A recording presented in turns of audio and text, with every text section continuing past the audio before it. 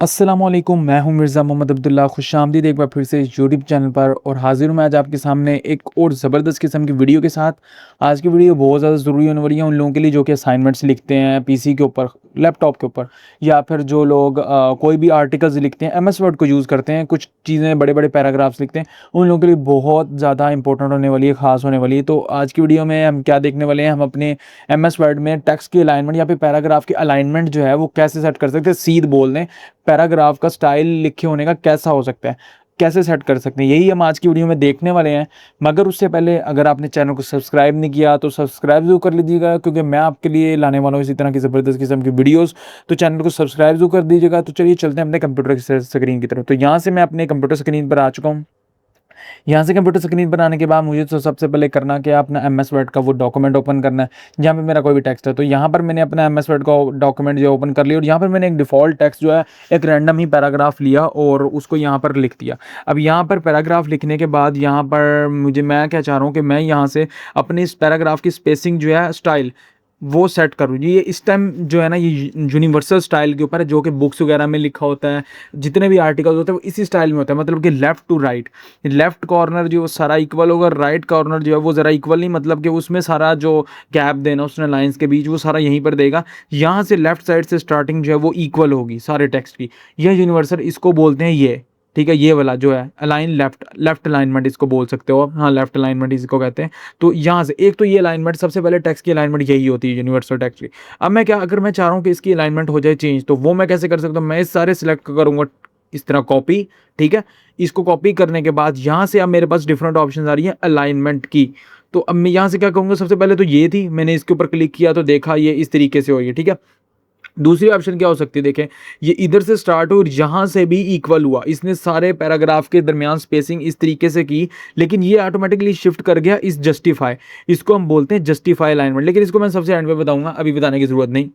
Left alignment सबसे पहले तो ये थी कि यहाँ से हमारा टेक्स्ट सारा इक्वल होगा और जितनी स्पेसिंग होगी वो राइट साइड पे देगा, ठीक है।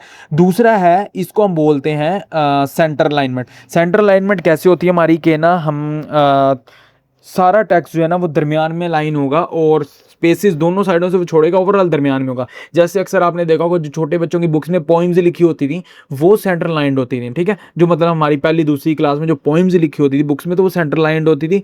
ये कैसे, अब हम ये दूसरी ऑप्शन है, ये सेंटर लाइन देखें इस तरीके से, इसी तरीके से होती है ना, जो कि या फिर आपने अक्सर मूवीज़ देखी होंगी, उनके अंदर जो क्रेडिट्स एंड पे आ रहे होते हैं वो इस फॉर्म में होते हैं, सेंटर लाइंड होते हैं।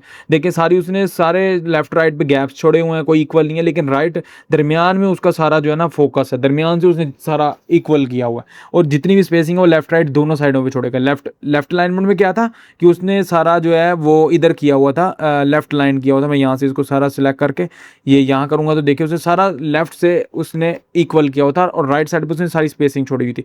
दूसरी हमने देखी कि ये है सेंटर लाइन, मतलब कि दरमियान से उसने इक्वल किया, दोनों साइडों से उसने जगह छोड़ी हैं। तीसरी राइट लाइन, ठीक है। राइट अलाइनमेंट में क्या होता है कि ये सारा इक्वल, जैसे पहले वो कर रहा था लेफ्ट में सारा इक्वल, अब ये करेगा राइट में सारा इक्वल और लेफ्ट में जो है इसने सारी स्पेसिंग छोड़नी। लेकिन ये बहुत अजीब लगता है और ये होता कब है, ये मोस्टली होता है उर्दू राइटिंग के लिए, क्योंकि हम उर्दू लिखते हैं राइट टू लेफ्ट और इंग्लिश लिखते हैं हम लेफ्ट टू राइट। तो उर्दू राइटिंग में हम यहाँ से यूज़ करते हैं राइट अलाइनमेंट, तो इसलिए इसको डिस्कस करने की ज़रूरत ही नहीं। तो मतलब ये तीसरी फिर भी बताना ज़रूरी था। तो तीसरी चौथी आती है हमारे पास जस्टिफाई। जैसे मैंने जस्टिफाई पे क्लिक किया, मैं एक दफ़ा इसको यहाँ से दोबारा नॉर्मल कर रहा हूँ, लेफ्ट टू राइट, और सॉरी, और मैं इसको गया यहाँ पर और अब मैं चाह रहा हूँ कि इसको करूँ जस्टिफाई। जैसे ही मैंने इसको जस्ट सेलेक्ट किया और जहाँ से क्लिक किया जस्टिफाई पे, देखें अब हमारा दोनों साइड्स हो गई हैं, साइड्स इक्वल, मतलब कि यहाँ से भी इक्वल और यहाँ से एंडिंग भी है इक्वल, कोई आगे पीछे टेक्स्ट नहीं हो रहा। इस तरह की अलाइनमेंट को हम बोलते हैं जस्टिफाई। और इस तरह की अलाइनमेंट हमारी बहुत ज़बरदस्त, जिसे कह लें कि लेकिन ये अमूमन ये भी यूज़ नहीं होती, ये मोस्टली प्रिंट फॉर्म के लिए अक्सर यूज़ हो जाती है या फिर कोई स्पेसिफिक फॉर्मेट के लिए, लेकिन ये अमूमन वैसे यूज़ नहीं, लेकिन देखने में ये भी बहुत अच्छी लगती है, ज़बरदस्त लगती है।